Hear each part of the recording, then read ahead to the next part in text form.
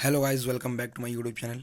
तो आज इस पर्टिकुलर वीडियो में हम बात करने वाले हैं फेज़ इक्विलिब्रियम के बारे में, जिसमें हम कैलकुलेट करना सीखेंगे किस तरीके से आप फेज़ कैलकुलेशन कर सकते हैं, डिग्री ऑफ फ्रीडम कैलकुलेट कर सकते हैं एंड कल कंपोनेंट्स आप किस तरीके से कैलकुलेट कर सकते हैं। और ये जो टॉपिक मैं आज आपको पढ़ाने जा रहा हूँ ये बहुत ज़्यादा इंपॉर्टेंट है C U C E T D U और बी एच यू के लिए, क्योंकि एवरी ईयर जो है इस टॉपिक से आपको एक क्वेश्चन देखने को मिनिमम मिलते हैं। इसलिए ये टॉपिक जो है एवरी ईयर आपके लिए बहुत ज़्यादा इंपॉर्टेंट हो जाता है। तो इसीलिए मैंने सोचा कि आपको जो है इस चीज़ के बारे में कुछ नॉलेज दे सकूं। तो बिना देरी के चलिए आज की वीडियो को शुरू करते हैं। और चैनल पर नए हैं तो चैनल को जरूर सब्सक्राइब कर लेना। तो सबसे पहले जो है हम बात करते हैं फेज़ इक्विलिब्रियम के बारे में। उसमें हम सबसे पहले बात करते हैं फेज़ रूल। तो आपने पढ़ा होगा ग्रेजुएशन में गिब्स फेज़ रूल। तो गिब्स फेज़ रूल क्या कहता है? इफ़ अ हेट्रोजीनियस सिस्टम, ये नोट कीजिएगा, हेट्रोजीनियस मैंने बोल रहा है, ठीक है। System in equilibrium is not affected by gravity और by electrical and magnetic forces, ठीक है। मतलब हेट्रोजेनियस सिस्टम है और वो किसी तरीके से उसमें इफेक्ट नहीं पड़ रहा है, ना तो ग्रेविटी का ना ही इलेक्ट्रिकल एंड मैग्नेटिक फोर्सेस का। देन उस केस में क्या होता है, जो डिग्री ऑफ फ्रीडम होता है एंड जो कंपोनेंट्स होता है एंड फेज में एक रिलेशनशिप आता है जिसे आप लिखते हैं F is equal to C minus P plus two. तो ये आपका जो होता है ये गिव्स फेज रूल होता है। लेकिन हमें इंपॉर्टेंट हमें क्या है, ये डिग्री ऑफ फ्रीडम को कैलकुलेट करना। तो इसमें आप देख सकते हैं कि जो हमारा सी है वो हमारा नंबर ऑफ कंपोनेंट्स है एंड जो हमारा पी है आपका नंबर ऑफ फेजेस एंड ये प्लस टू एडिशनल में है। तो हमें सबसे इंपॉर्टेंट है ये कंपोनेंट कैलकुलेट करना एंड फेज कैलकुलेट करना। तो आप इसे किस तरीके से जो है आप कैलकुलेट कर सकते हैं उसी चीज़ के बारे में हम यहाँ आज जानने वाले हैं। तो सबसे पहला हम लेते हैं हमारा फेज को, ठीक है। तो हमारा फेज को हम लेते हैं। तो फेज क्या कहता है, इसे हम डिफाइन अगर करें नॉर्मली तो ये physically distinct homogeneous and mechanical separable part of the system होता है। तो ये तो ठीक डेफिनेशन, बट इसमें मेन होता क्या, देखिए। जस्ट लाइक आपने यहाँ पे एक सिस्टम यहाँ पे लिया हुआ है, एक बीकर लिया हुआ है एंड यहाँ पे जो है आपने किसी लिक्विड को जो है यहाँ पे फिल कर दिया। एक एग्जांपल के लिए लिक्विड को आपने फिल कर दिया एंड यहाँ पे आपने क्या किया, कुछ पत्थर को जाके यहाँ पे इस तरीके से जो है इसमें जो है आपने पत्थर को इस तरीके से डाल दिया। तो अब आप बताइएगा, क्या ये वाटर में ये पत्थर मिसिबल हो जाएंगे? बिल्कुल नहीं होंगे। मतलब यहाँ पे ये मैं कह सकता हूँ कि जो पत्थर होंगे उसके साइड साइड में जो है वाटर मॉलिक्यूल इस तरीके से अटैच हो जाएंगे, लेकिन ये वाटर जो इसके अंदर में नहीं जाएंगे। मतलब ये वाटर एक अलग फेज़ में है और ये एक सॉलिड जो है आपके अलग फेज़ में है। तो यहाँ पे जो मैं फेज़ बोल रहा हूँ वो आपका फेज़ नहीं है जो आपने solid liquid gaseous phase only आपने डिस्टिंग कर दिया। ये उस तरीके का फेज़ बिल्कुल नहीं है, यहाँ पे कंफ्यूज होने की ज़रूरत नहीं है। वो मैं अभी एग्जांपल लूँगा तो आपको ज़्यादा अच्छे तरीके से समझ आएगा, बट मैंने यहाँ पे एक एग्जांपल आपको ये समझाया लेकर के। मतलब यहाँ पे दो फेजेस हो गए। जस्ट लाइक अगर हम एक एग्जांपल लेते हैं वाटर एंड इथेनॉल का, ठीक है। तो वाटर एंड इथेनॉल में क्या होता है, आपने देखा होगा, ठीक है। इथेनॉल जो होता है, ठीक है, इथेनॉल आपका एक पोलर सॉल्वेंट होता है एंड वाटर भी आपका एक पोलर सॉल्वेंट होता है। जब आप इथेनॉल को जो है इस तरीके से वाटर प्रेजेंट है एंड यहाँ पे आपने क्या किया, इथेनॉल को जो है आपने मिक्स कर दिया, ठीक है। तो इसमें होता क्या है, जैसे आप इथेनॉल वाटर को डालेंगे तो आपका जो सॉल्यूशन प्रिपेयर होगा, मान लेते हैं वो कुछ इस प्रकार आपका सॉल्यूशन जो है प्रिपेयर हो गया। तो अब यहाँ पे क्या है कि ये दोनों तो आपस में मिसिबल है, और जब मिसिबल हो जाता है तो आपका यहाँ पे एक मिसिबल सॉल्यूशन आपका प्रिपेयर करता है। इस केस में क्या होता है कि आप वाटर और इथेनॉल को जो है सेपरेट ऐसे देख करके फिजिकली सेपरेट नहीं बोल सकते कि ये अलग फेज में ये अलग फेज में। तो इस केस में जब मिसिबल होता है, ठीक है, जब मिसिबल होता है तो इस केस में हम फेज कितने ले लेंगे यहाँ पे, क्योंकि दोनों तो लिक्विड ही थे, लेकिन हम यहाँ पे इसको जो है डिस्टिंग्विश नहीं कर पा रहे, मतलब यहाँ पे वन फेज प्रेजेंट है, ठीक है। अब दूसरा क्या है, वाटर एंड ऑयल। आपने क्या किया, एक बीकर ले लिया, यहाँ पे वाटर दिया हुआ है एंड आपने उसके ऊपर में जो है आपने ऑयल इस तरीके से दे दिया। तो आपने देखा होगा ऑयल जो होता है ऊपर में जो होता है ज़्यादा डेंसिटी के कारण जो है अगर आपने देखा होगा कि अगर थोड़ा सा ऑयल लेते हैं, वन और टू ड्रॉप्स अगर आपने उसमें लिया तो ऑयल देखेगा आप ऊपर रह जाता है इधर उधर पे। तो यहाँ पे आप बोल सकते हैं कि वो ऑयल जो है आपके वाटर में किसी तरीके से वो मिसिबल नहीं है। मतलब आप बोलेंगे कि वाटर ऑयल जो है वो अलग फेज में है एंड जो आपको वाटर है वो अलग फेज में, बिकॉज क्योंकि आप यहाँ पे बोल रहे हैं कि क्या बोले आपने, जो फेज जिसको आप फिजिकली डिस्टिंग्विश कर सकते हैं, तो यहाँ पे ऑयल और वाटर को जो है आप डिस्टिंग्विश कर सकते हैं। इसीलिए इस केस में जो दो फेजेस हो गए। नेक्स्ट क्या है, वाटर एंड आइस, ठीक है। ये बहुत अच्छा एग्जाम्पल है। ये हमने ले लिया बीकर, यहाँ पे वाटर डाल दिया। अब यहाँ पे हर एक चीज़ को बीकर से समझने की कोशिश कीजिएगा। अब यहाँ पे हमने आइस क्यूब डाल दिया। तो अब देखिएगा यहाँ पे जो आइस है एंड वाटर है, इन दोनों को आप फिजिकली सेपरेबल कर सकते हैं। जहाँ पे सेपरेबल का वर्ड आ गया वहाँ पे आपका फेजेस अलग हो जाएंगे। तो यहाँ पे भी आपका कितने फेज हो गए, 2 फेजेस हो गए, ठीक है। एंड नेक्स्ट क्या है, NaCl solid and H2O liquid, ठीक है। तो यहाँ पे आप नॉर्मली कर सकते हैं क्योंकि ये सॉलिड फेज में है, ये H2O लिक्विड फेज में है, तो यहाँ पे 2 कंपोनेंट आपके हो जाएंगे। इस तरीके से आप सेपरेट कर सकते हैं। उम्मीद है आपको ये फेज समझ आया होगा। अब हम लेते हैं कंपोनेंट्स, और ये बहुत ज़्यादा इंपॉर्टेंट है। तो जो कंपोनेंट्स होते हैं सबसे पहले वो जानना है कि कंपोनेंट्स होता क्या है। आपने पढ़ा होगा, मैं लिटरेचर पे ज़्यादा नहीं जाऊँगा। कंपोनेंट्स आपने पढ़ा है कि it is defined as the number of it is defined as the minimum number of independent variable constituents which are required to express the composition of each phase in the system।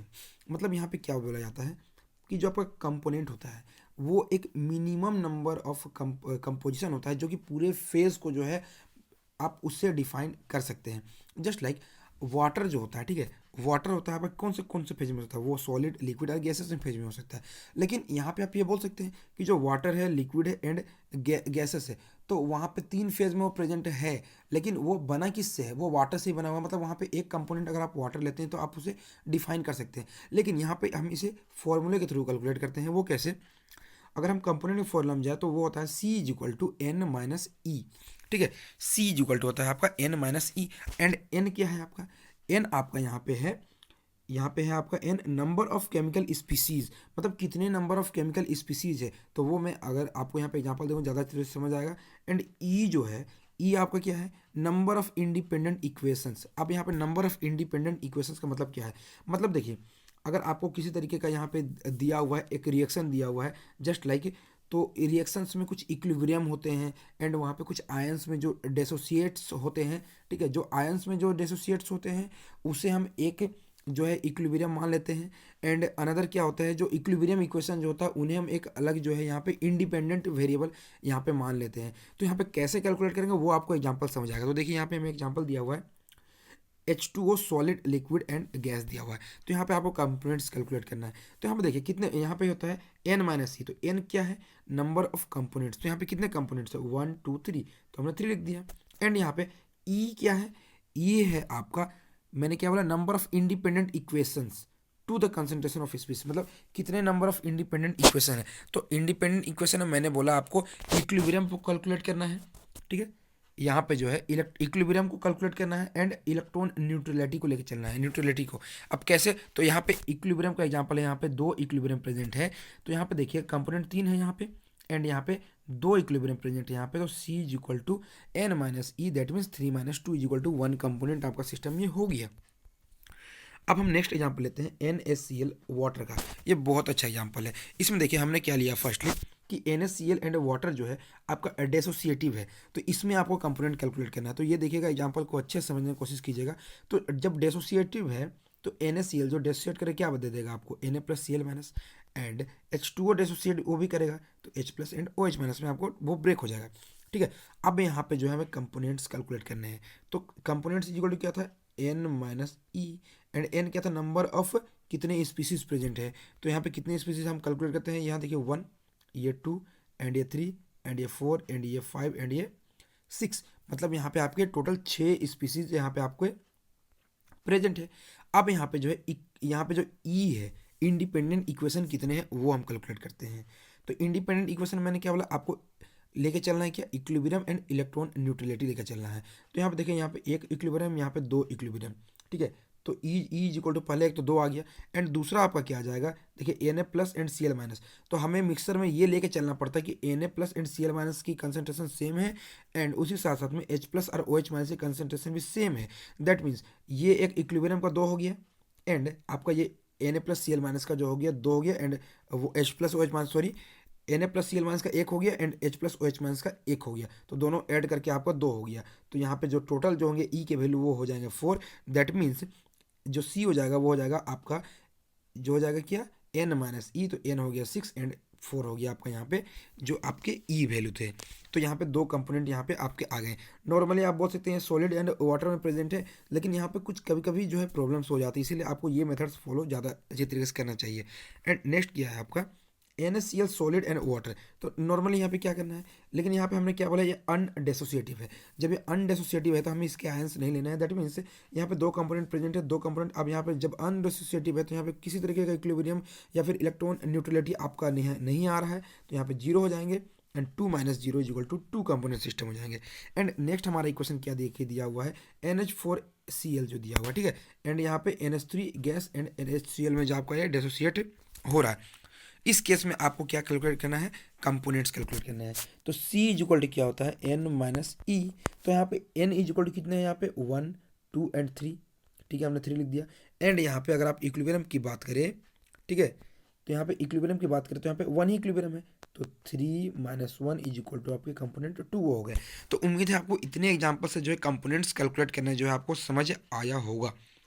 तो मैंने फिर से repeat कर देता हूँ कि N - E होता है, और E का जो वैल्यू होता है वो इक्विलिब्रियम पे डिपेंड करता है। एंड इलेक्ट्रॉन न्यूट्रलिटी मतलब जो आयंस, जो हम इसके लिए जो है आयंस को जो है हम लोग यहाँ पे कंसंट्रेशन सेम लेके चलते हैं, ठीक है। अब इतने अगर आपने कैलकुलेट कर लिया तो आप डिग्री ऑफ फ्रीडम पे हम आते हैं।